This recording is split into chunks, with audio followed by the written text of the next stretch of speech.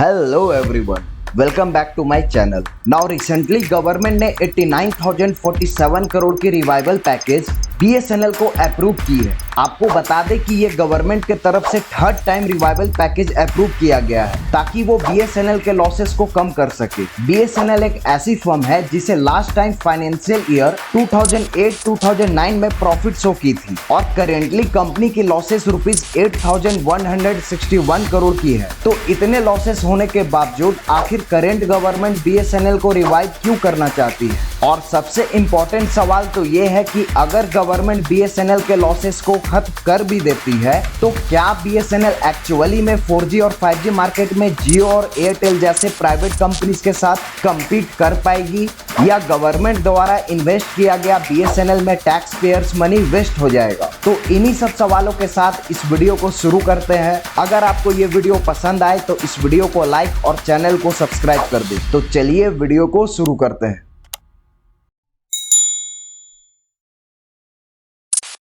Government BSNL को revive किस लिए करना चाहती है, इस आंसर को जानने से पहले हम थोड़ा BSNL के हिस्ट्री को जान लें। BSNL यानी भारत संचार निगम लिमिटेड, जिसे 1 अक्टूबर 2000 को गवर्नमेंट ऑफ इंडिया के द्वारा इनकॉर्पोरेट किया गया था। ये इंडिया का एक सबसे पुराना और सबसे बड़ा टेलीकॉम सर्विस प्रोवाइडर कंपनी है, जिसके पूरे पैन इंडिया में 1208.35 लाख का कस्टमर बेस है। हालांकि इतने पुराने और इतने कस्टमर बेस होने के बावजूद भी कंपनी ने पिछले 13 साल में 1.02 ट्रिलियन रुपीस के लॉसेस को सफर किया।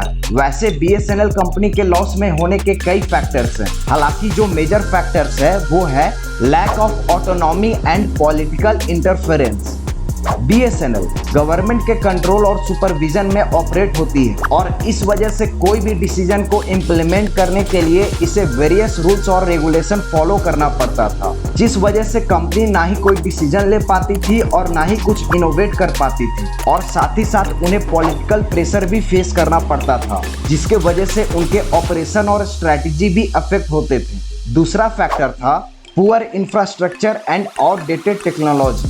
अगर आप BSNL को देखें तो BSNL ने अभी तक 4G सर्विस भी अच्छे से शुरू नहीं कर पाई है। तो वहीं अगर आप कंपटीटर्स को देखें तो वो 5G जैसे टेक्नोलॉजी पर काम करना स्टार्ट कर दिए हैं, जिस वजह से कई सारे यूजर्स इनके प्लेटफॉर्म को छोड़ दिए थे, और तो और इनका कस्टमर सर्विस भी बहुत बेकार था, और इन सब कारणों के चलते कंपनी को हेवी लॉस फेस करना पड़ता था। तीसरा फैक्टर है हाई एम्प्लॉय कॉस्ट।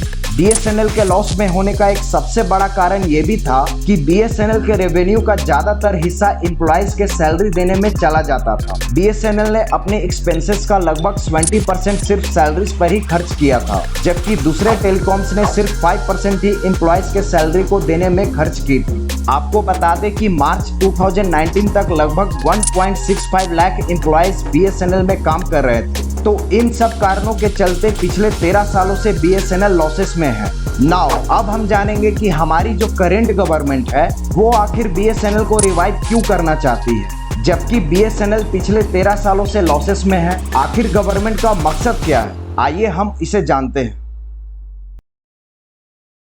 अगर करेंट गवर्नमेंट BSNL को रिवाइव करना चाहती है तो इसका सबसे बड़ा रीजन ये है कि गवर्नमेंट आज भी BSNL को एक स्ट्रैटेजिक एसेट्स की तरह देखती है। वो इसलिए क्योंकि आज भी अगर इंडिया में कोई भी इमरजेंसी सिचुएशन की केसेस होती है, जैसे अर्थक्वेक, साइक्लोन एक्सेट्रा, तो उन सब केसेस में BSNL प्रोएक्टिवली सिटीजन की मदद करने के लिए आगे आती है। रिसेंटली ओडिशा बालासोर में हुए ट्रेन एक्सीडेंट में BSNL सबसे पहले आगे आकर वहां इमरजेंसी मोबाइल टावर सेटअप की थी, और तो और इंजर्ड पैसेंजर्स को फ्री कनेक्टिविटी और सर्विस भी प्रोवाइड किया था। दूसरा रीजन है गवर्नमेंट BSNL को इसलिए भी रिवाइव करना चाहती है क्योंकि वो टेलीकॉम सेक्टर को और भी कम्पिटिटिव बनाना चाहती है। अगर आप करेंटली टेलीकॉम इंडस्ट्री को देखें तो रिलायंस और एयरटेल ने इस मार्केट में मोनोपोली क्रिएट किया हुआ है। तो गवर्नमेंट ये मानती है कि एक स्ट्रॉन्ग पब्लिक सेक्टर प्लेयर जैसे BSNL का होना टेलीकॉम इंडस्ट्री में फेयर कंपटीशन, इनोवेशन और डाइवर्सिटी को इंश्योर करेगा।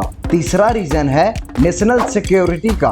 BSNL को रिवाइव करने का एक और कारण ये भी है कि BSNL की कनेक्टिविटी पूरे देश में है, स्पेशली रिमोट एरियाज और बॉर्डर एरियाज जैसे जगहों पर। और तो और BSNL की कनेक्टिविटी आपको वेरियस गवर्नमेंट डिपार्टमेंट्स जैसे defence forces, railways, police station जैसे जगहों पर मिल जाएगा। तो गवर्नमेंट नेशनल सिक्योरिटी के इंटरेस्ट को देखते हुए BSNL को रिवाइव करना चाहती है ताकि वो एक गवर्नमेंट ओन्ड टेलीकॉम ऑपरेटर पर डिपेंडेंट रहे। आपको बता दें कि BSNL का एक एडवांटेज ये भी है कि वो इंडिजिनियस टेक्नोलॉजी यूज कर रहे हैं अपने 4G नेटवर्क के लिए, जो कि उन्हें किसी भी तरह के सिक्योरिटी थ्रेट से बचा सकता है। तो इन सब कारणों के चलते गवर्नमेंट BSNL को रिवाइव करना चाहती है। नाउ अब हम जानेंगे कि क्या BSNL गवर्नमेंट के हेल्प से लॉसेस को खत्म करने के बाद प्राइवेट कंपनी से compete कर पाएगी। अगर आप BSNL को देखें तो BSNL अभी भी पुराने टेक्नोलॉजी के साथ रन कर रही है। कंपनी ने 8 मार्च 2023 को पायलट मोड में 4G को पंजाब की 3 डिस्ट्रिक्ट में लॉन्च किया था। वहीं अगर आप उनके कंपटीटर को देखें तो दोनों कंपटीटर एयरटेल और जियो ने 5G सर्विस को इंडिया के कई स्टेट में रोल आउट भी करना स्टार्ट कर दिया है। BSNL के साथ एक सबसे बड़ा प्रॉब्लम यह है कि उनका ना ही कोई क्लियर विजन है और ना ही कोई स्ट्रैटेजी। वो ना तो अच्छे से सर्विस प्रोवाइड कर पा रहे हैं और ना ही प्रॉफिट अर्न कर पा रहे हैं। और वो इसलिए क्योंकि उनके कंपनी में ना ही कोई इनोवेशन का कोई कल्चर है और ना ही उनके पास स्ट्रॉन्ग लीडरशिप या मोटिवेटेड वर्कफोर्स है, जिस वजह से BSNL चाह करके भी प्राइवेट कंपनीज के साथ कम्पीट नहीं कर सकती। हालांकि अगर BSNL एयरटेल और जियो के साथ कम्पीट करना भी चाहती है तो वो 4G पे फोकस ना करके 6G टेक्नोलॉजी पर फोकस करे। या आपने सुना होगा कि इलॉन मस्क की कंपनी स्टारलिंक या एयरटेल बैक्ड वनवेब ने सैटेलाइट्स को लॉन्च किया ताकि इंटरनेट को रिमोट एरियाज तक पहुंचा सके। तो BSNL जो कि एक गवर्नमेंट ओन्ड कंपनी है, वो चाहे तो गवर्नमेंट ऑर्गेनाइजेशन इसरो के साथ टाई अप करके सैटेलाइट को लॉन्च कर सकती है और अपने इंटरनेट सर्विस को रिमोट एरियाज तक पहुंचा सकती है, जिससे उनका कस्टमर बेस भी बढ़ेगा और वो जियो और एयरटेल जैसे प्राइवेट प्लेयर से कम्पीट भी कर पाएगी। तो यहाँ पर ये वीडियो समाप्त होता है। अगर आपके पास कोई भी पॉइंट है कि कैसे BSNL जियो और एयरटेल से कम्पीट कर सकती है तो आप प्लीज़ हमें कमेंट करके बताइए। और अगर आपको ये वीडियो पसंद आया हो तो इस वीडियो को लाइक और चैनल को सब्सक्राइब कर दो। तो तब तक के लिए धन्यवाद। Long live mother India.